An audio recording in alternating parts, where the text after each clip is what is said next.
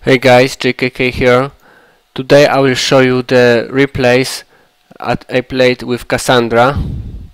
Recently I am playing more and more with Cassandra as I think this deck very rewarding and I enjoy to winning with this, as it is not as easy to play as Inferno Rush decks, for instance, because you can't really rush with this deck like with Inferno. You don't have strong creatures. 015 is not a strong creature on its own. 117 is not a strong creature on its own. Obviously Inferno counterparts like their super duper 2-drops, 3-drops are better, so Inferno can rush you and you need to defend. Because Haven is working like an army.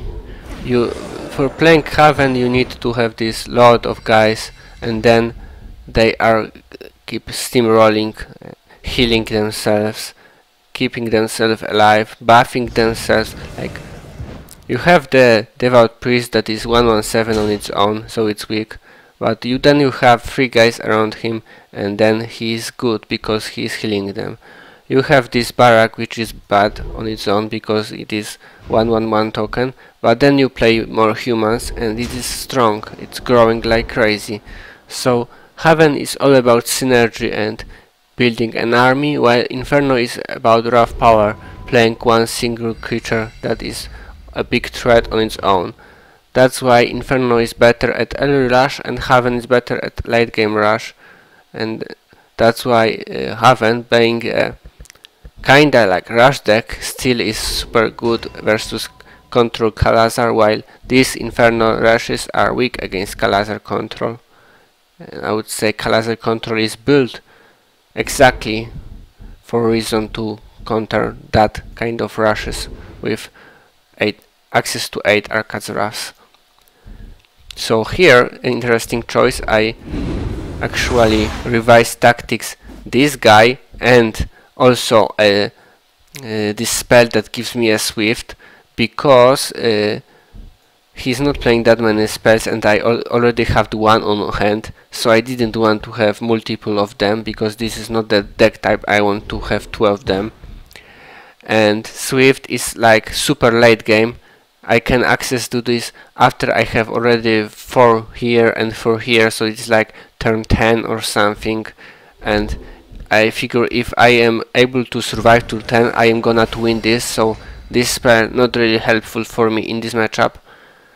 So it was a really interesting choice to revise like that, because normally what you do is you revise tactics, keep your revised tactics, and then ban the constructions after you already play your 3 barracks, or even ban the thief collectors at this stage of the game, because they usually not that good. But against Inferno everything is good what is cheap to stop the early aggression, because he is winning the board, no question about it. You need to defend because you cannot allow Cassandra to go super low. You don't have Cassandra Imperial Devotion on hand yet. Also Cassandra Imperial Devotion super good as a key card actually against those Inferno rushes, and now this guy will have his time, because now this guy can block the lurker indefinitely. This could also, but here Week of Mercenaries will do him a job, because then he will be able to kill this guy and also these 2 guys with the help of Firebolt. So keep this Dragon Crystal on hand quite a long time. So in general, that's like that.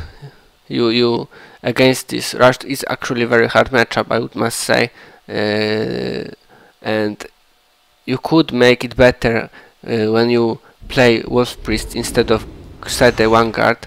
I tried that, but the reason why I decided against it at the end is because it's 1 attack, so he dies to cheap death, and Kalazar, stronger than the Kirill and more popular I must say, is in his 3-3-2 version is playing with cheap devs now. Also Anastasia and Seria are playing it, Namtaru sometimes, and so this Wolf Priest really weak, also this guy, so you don't want to play them more than 2 of them, that's why I play only 2 and not 3. Also you have really clogged up shooter line, and from your melee you don't want this vulnerability. You really want solid creatures that don't die to cheap death and that can deal damage, because sometimes pure simple DPS, damage per second, is also a way of winning, like against stall decks. You cannot really rush with Wolf Priest against stall deck, and Wolf Priest is really weak against control decks, I must say, like Yukiko, Garant 544, Damiria, Kalazar 406, 460, Damiria Mass Rage, Damiria Immolation, all kind of academy decks, shooter decks, immune to retaliation decks like vampire decks from Necro. You don't want vampire, you don't want Wolf Priest. So even if this guy, Kirsten Vanguard, is not that good, he's still decent, I must say. He's better than this for certain. I think Crusader Watchman should be 115 after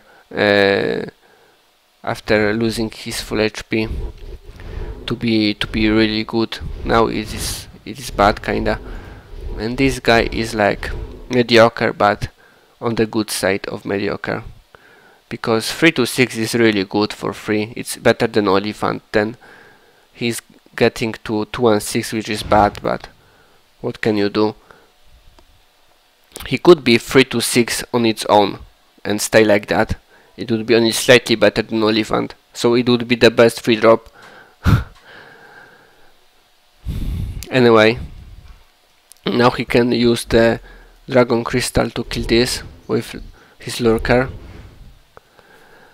I was able to kinda stabilize the board with this Anael move, because healing this was kinda important, because he would be dying soon to this, because he is losing this trait, and then after him those Watchmen are going to die, and with him they are so good, I must say.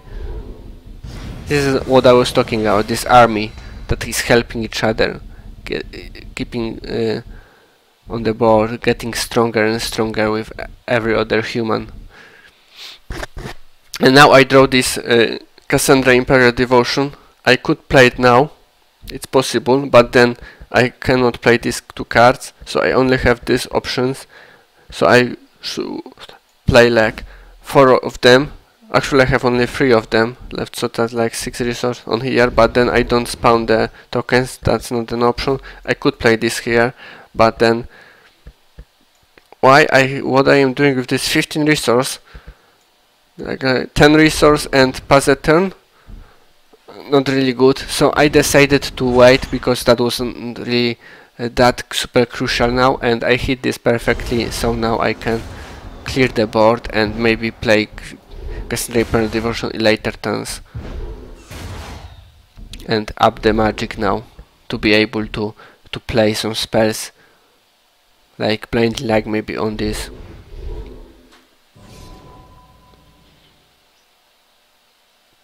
Because he would be also able to win this this duel with some help of League of Mercenaries and maybe some Firebolt. And I really want to keep this Devout Priest alive. So now I would speed this up, because it's already the most important part behind us, the toughest part, that is early game, to stabilize the board. And now the board is kinda manageable, and I can play this Zephyria now. I was thinking about maybe moving this here to kill with Anel, but then I decided that I will move this to kill with this guy. And now the board is more stronger on my side, I must say. Maybe I should play Anel here, so this Lurker could not kill it like easily. But at that point I think I am already in very good spot.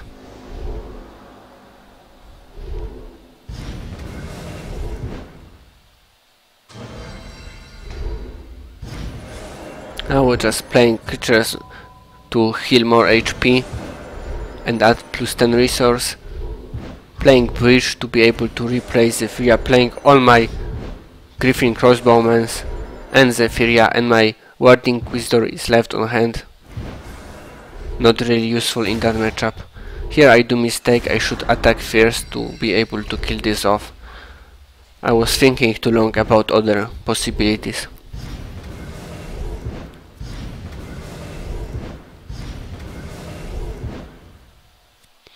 Now he is able to spam the board again, but I am able to kill his board again.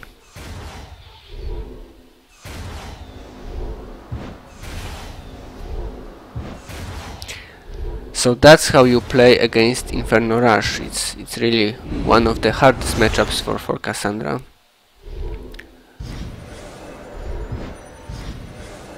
But not the hardest. The hardest would be, I think, the new Namtaru with Frozen Wave, Insect Storm and Shields. She can really stall the game quite long, and all your Warding Inquisitors and Martyrs won't help in the end. So many stall. Now if I would hit these mercenaries I would win on that turn, but doesn't matter.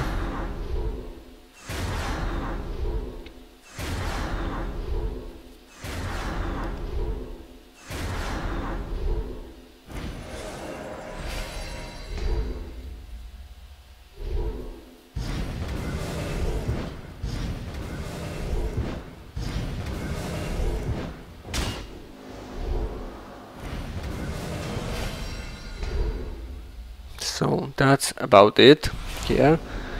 Now I will show some other matchups. I also played versus Control Cal. That was actually versus Gamdur. Was not really maybe representative game.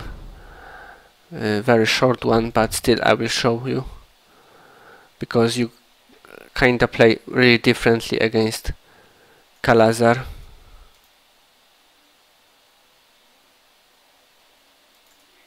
Here it is. Obviously I mean Kalazar Control. Kalazar Rush is kinda like Kirill Rush. Not really much difference. Campfire really good. I will speed this up.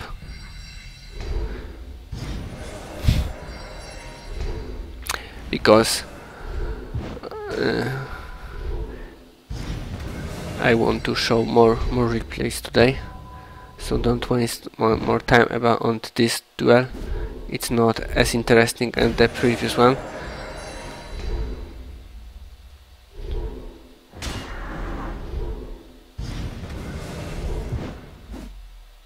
Here, very good move, killing this Thief Collector. If I didn't draw this third campfire, I wouldn't be able to kill off this guy, but that was super lucky for me to draw all 3 campfires, then able to kill this guy, and this is already super hard situation for any deck. It doesn't even matter if it's Cal Control. That kind of early pressure with 3 campfires is really strong.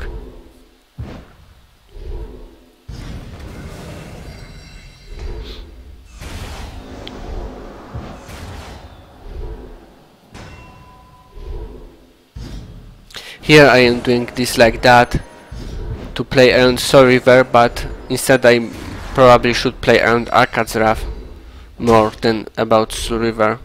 I mean, this was turn for Soul River, so I choose to play around Soul River, but still, even if you Soul River this 4-0-12 stack, I would be still ahead, but slightly. So maybe it was correct.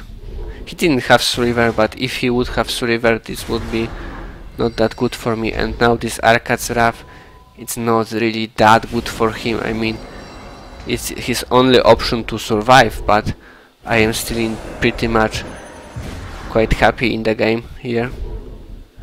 and in here I can revise all my constructions and thief collector because I have already 3 barracks on board. Also, to answer the question why I am playing only 3 barracks and not 4 of them, is because first off, the barrack is a building, so it doesn't synergize with Night of the Rising Moon, and now I am playing 3 Night of the Rising Moon also.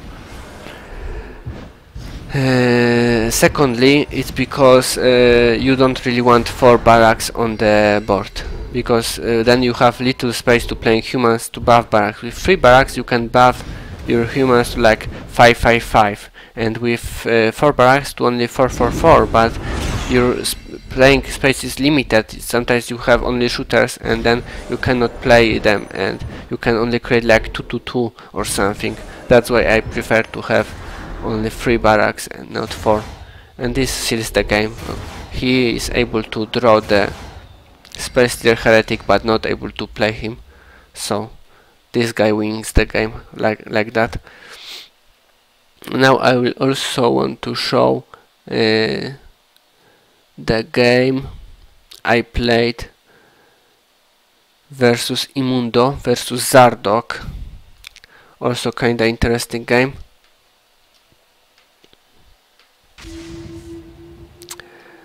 But back to the previous question about why I play only 3 barracks.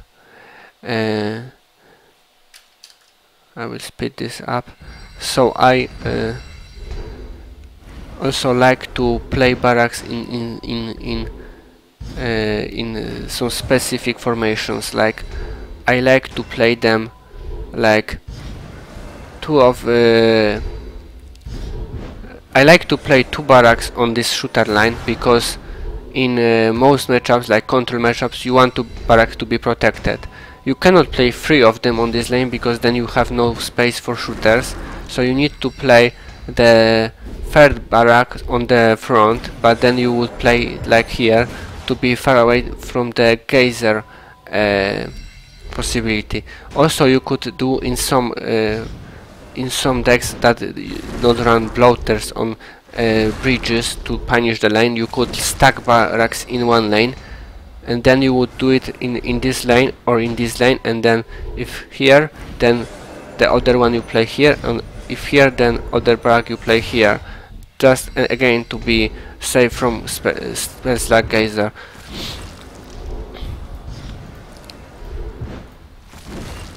So this is like the pretty basics for me now.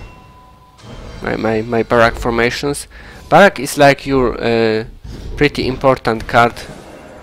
Is like the key to win some matchups, because you have all these weak cards that you are forced to play with Haven, and then you have these synergies and barracks to actually be able to win those matchups.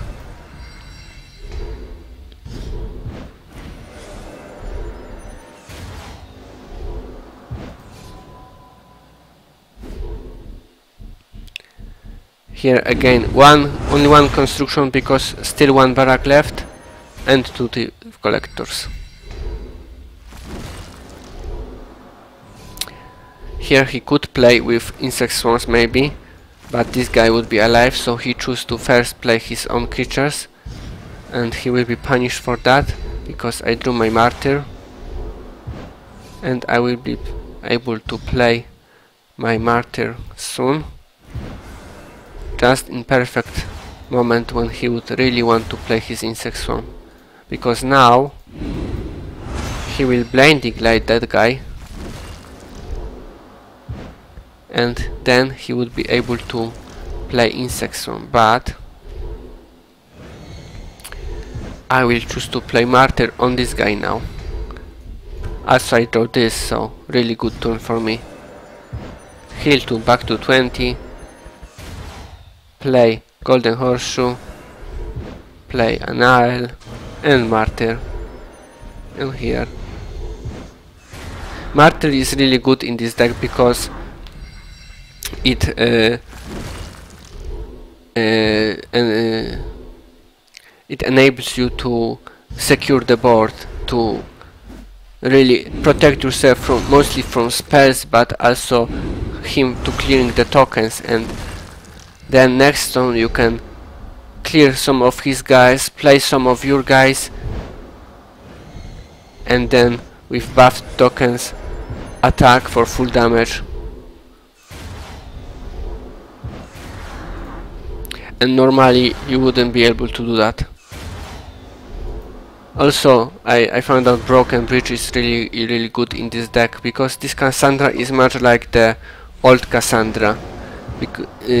Also slowly building the army, but then instead of resource locks like Pillar on Prison, you are playing these barracks. So you also need these Broken Bridgers to gain some tempo, to clear the row in front of barracks and stuff like that. So now I am playing with 2 Broken Bridges actually, and only with 3 Blinding Lights.